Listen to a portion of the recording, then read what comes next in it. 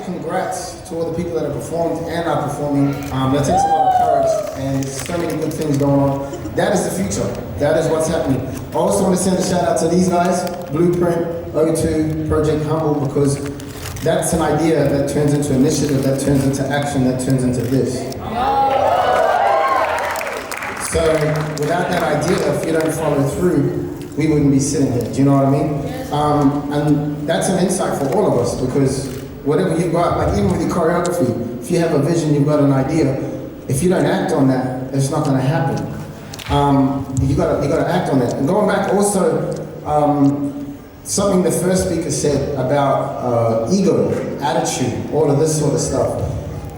Your mindset, your respect, your attitude, that's actually the key to your longevity. This is just the tool that gets you there. Do you know what I'm saying? So I've been around, obviously, for a little while, just a little while. And I'm blessed and I'm fortunate to still be going. So for that, I'm grateful. But that comes with your foundation. Like, it's not just me doing that. That's all the people around me. That's my family, that's my friends, that's my this, that's my that. So what we gotta keep in check as a community, as an individual, as a team, is that without that, we can only go so far. If you know what I'm saying. It's like a singer. We go see a singer in concert. Doesn't matter who it is, but without the crew, the band, the singers, the dancers, the management, the people with the tickets, with everything, without all of that, that person doesn't stand it. Do you know what I mean? So I think as dancers, we get caught up in the hype of it all, which is awesome, because that's what it is. It's the hype of it all. But at the end of the day, without this, we don't keep going. And I've seen so many amazing dancers over the years that have just been phenomenal. But their careers are cut short, not because of their skill set, not because of their talent, but their mindset. And that's what we sometimes forget. So if there's anything I can pass on, it's things like that. And like the first speaker said about ego. And I was chatting to someone before, and as corny as it sounds, it's like when you go to McDonald's and they have the employee of the month, right? It's just a month. It's not employee of the year, it's not employee of the decade, it's the month. So with choreographers, with teachers, we all peak at certain times. We all have certain points where that is the hot topic, that is the hot topic, that is the hot topic. Employee of the month, employee of the month. But you gotta remember where you started. Because if you change when you get to that point, and you start treating people differently, once you fade it out, or once that little bit has come down, people are gonna remember that. Not how you were or what you did, but how you treated them. So you've got to remember that. That's the key point. We all have a dream. I had a dream. I still have a dream. But whatever you do it for you.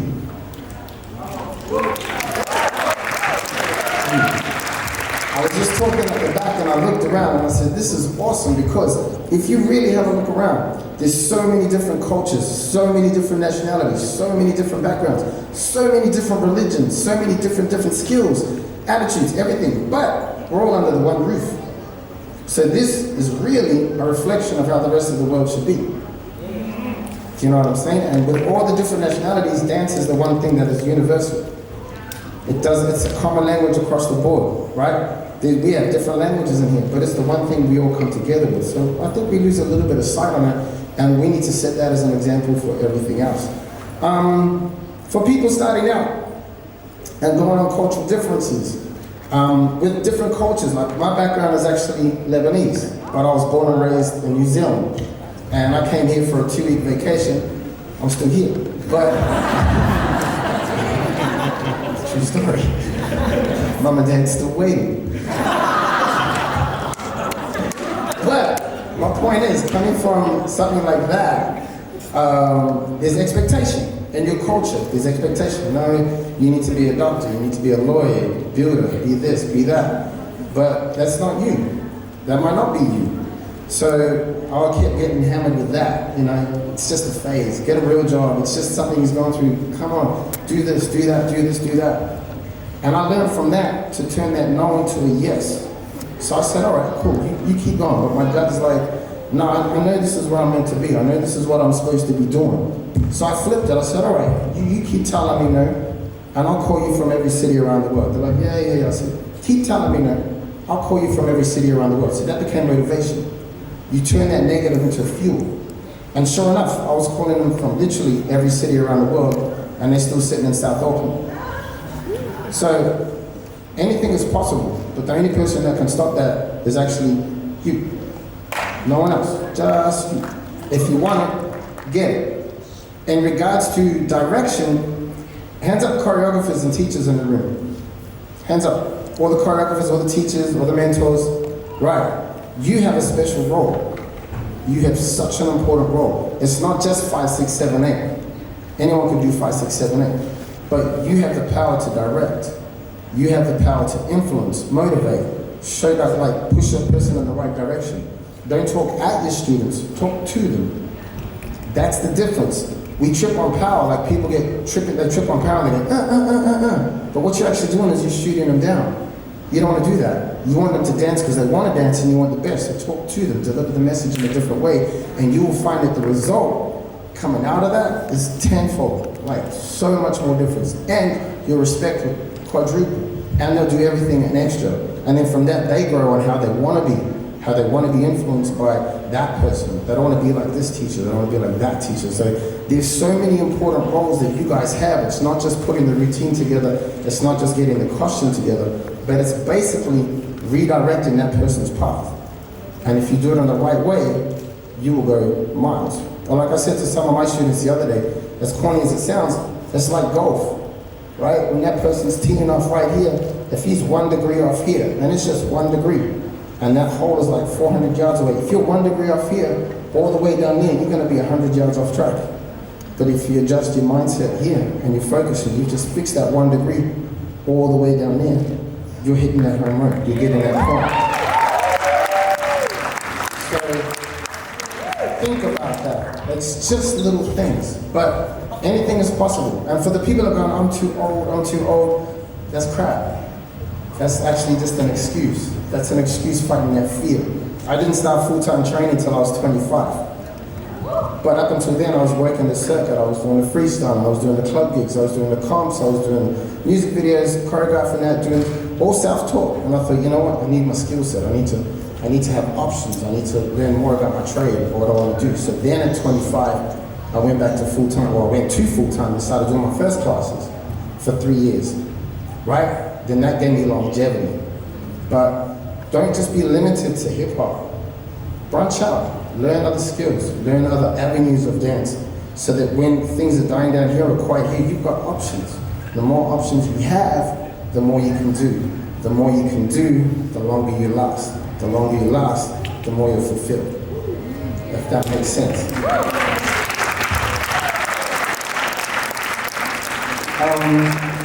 Yeah, I'm lucky. Like I've seen these guys, I've seen a lot of you guys through the comps and through this and that, and to see the progress, it's been amazing. And you don't have to limit yourself to just Melbourne. You can go global. You actually can. I've done it, and I started like at 25. So if I can do it at 25, and you guys are still young, who knows where you're gonna end up? But that comes down to you, if that makes sense. Like, this is your love, this is your passion, this is your navigator, this is your tool. They all have to work together to get to that point, but you can do it. One more thing. Learn the history of your art.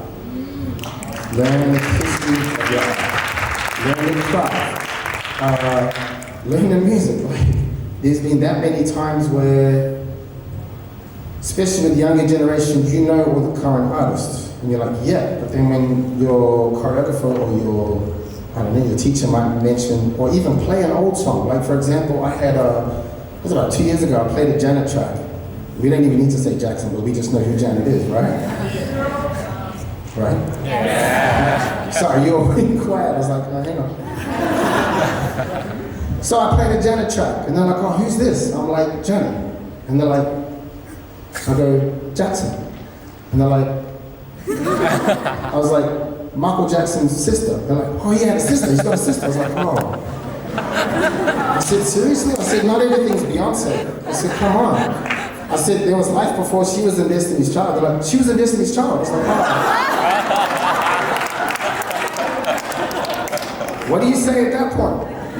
So I literally sat the class down, flipped open the laptop, and started taking them back through video clips. Janet, all these original artists that set the bar, set the scene, set the this, that paved the way for today's artists, right? They need to know that. You need to teach them that, right? So that when they walk into situations, they are not blind, they have that knowledge. But by you doing that, you pave the way for them, and then they pave the way for the next one. If you know what I'm saying. We love what we do, true? Yes. Right. All we can do is achieve what we want, reach that highest goal, but it's about what you leave behind. It's not about what you take with you. It's about what you leave behind, because once we're gone, we're gone. But your legacy, that's what sticks. So I want you to remember that. Don't do it for you, because then you become selfish and you become limited in how far you can go. Pay it forward. Otherwise, that's it. Your purpose is not right. The people that performed just before, I think it was the King of Hearts. Right. Did you all feel that? Yes. Right, and that's what I say to my students. If you don't feel it, they don't feel it. Doesn't matter how good the choreo is, doesn't matter how hard it is, how simple it is. If you don't feel it, they don't feel it. You can have an artist with 20 dancers and feel nothing. You can have one artist behind the mic and feel everything.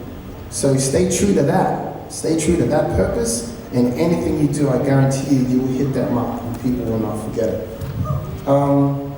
There's so much I could say about the industry. There's so much I could say about your mindset, but you have to experience it.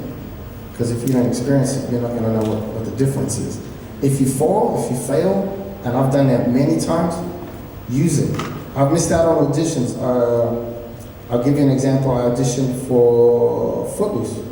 I got cut in the second round. I was bummed out. I was devastated. I was like ripped. And it stuck with me for a good few days. And then I came around to do, about a year later, I auditioned for Greece, the Arena Spectacular. And I was like, cool, I want to get this massive show. It's not in the theaters, it's touring around all the big stadiums. I want that show.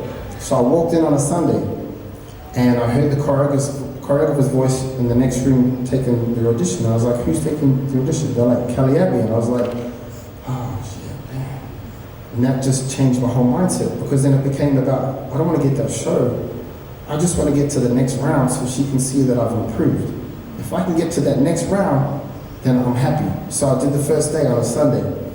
And the second they said, cool, can you come back tomorrow? I was like, yes, I can come back tomorrow, definitely. So in my heart, I was like, cool, I've achieved that goal. And I was like, cool, if I can just get to the third round, then I've improved in her eyes and in my eyes, and even if I get cut, I'm cool with that. Can you come back tomorrow? I was like, yes, I can come back, I will be there, bright and early.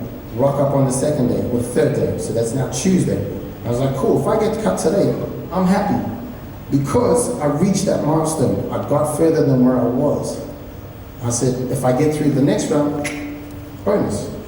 And then, Phil, can you come back on Thursday? Yes, I can come back on Thursday. I was like, awesome.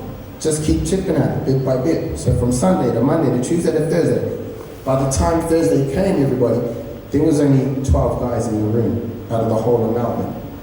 I was like, cool, if I get cut today, that's all right. There's 12 guys and 16 girls, so we had to do partner work. And then I had the tallest girl pick out the shortest guy and go, cool. I'm like, are you sure? She's like, yeah, I want to dance with you. I was like, that's crazy. I said, all right. And I said, cool, let's have some fun. And I literally said out loud, let's have some fun. So now, for some reason in the audition, there's a stigma of you can't talk. There's no rules. As soon as you say, let's have some fun, right, it psychologically relaxes you, makes it lighter, and it psychs out the person next to you, because they're like, oh my God, he's gonna have fun. True. And the whole panel was like, he's gonna have some fun. At the end of that audition, Kelly Abbey sat us all down. She goes, thank you fellas, I know it's been a long week, da da da da. I'm gonna call out these names for you guys to stay. Everyone else, thanks very much. Only 4 names out of the 8. Claude, Simon, Phil, someone else. 8 guys got up and walked out. And I learned from that point that, yeah, that's our goal. If you want to dance with all your major artists overseas, that's your goal. If you want to do the big musicals and movies, that's your goal. But you have to go through those little steps to get there. You can't take one big step. It's not going to happen. So even if you fall, come back the next time around and go, cool, I just want to get a bit further. Just want to get a bit further. That's when you get to that point. So use those negatives, ladies and gentlemen, as a positive. If you don't get into a crew, if you audition for a crew and you don't get into it, don't quit. Because then you quit. You keep going, you come back the next year. If your culture's like, nah, dancing's stupid, it's a waste of time, this and that, and you will cop that. Remember this, if you start to please everybody else, in 4 or 5 years' time, they're gonna forget about it. You won't. And it'll be like a disease that festers away inside of you because that's your passion. And you become bitter, you become twisted, and you become angst and all that because you stop doing what you love for somebody else. But if you stick at it and you push through and you persevere, they will shut up. And then they'll start turning around going, I'm proud of him. Happened to me. Proud of you, son. I'm like, damn straight. Thank you, Dad.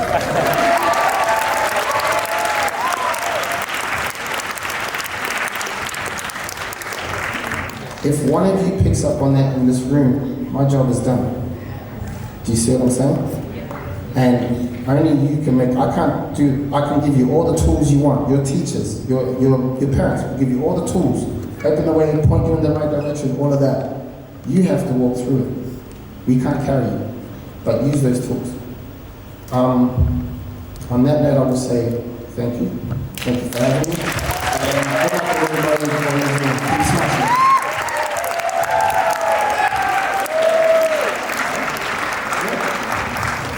A big thanks to Haddad. I just want to really shout this dude out. When I was standing over here, I realized I've heard all this. I heard all this because I asked for feedback. Going back to what Arissa said, back at the comps, shout outs to B-Code and Pop-Tarts, we make sure all the boys, after a comp, we were all there for the feedback. And then we'd crowd around Lamarock, we'd crowd around Phil, and he'll tell us how to be better. There's so many like crazy dancers here that you can just go ask for feedback. Please. All that you need is here. Make use of it. A big shout out to Phil Haddad, man. Thank you, dog. Yeah, I'm sure these boys too, that same mode, like hearing all that. We've all heard that before. We hope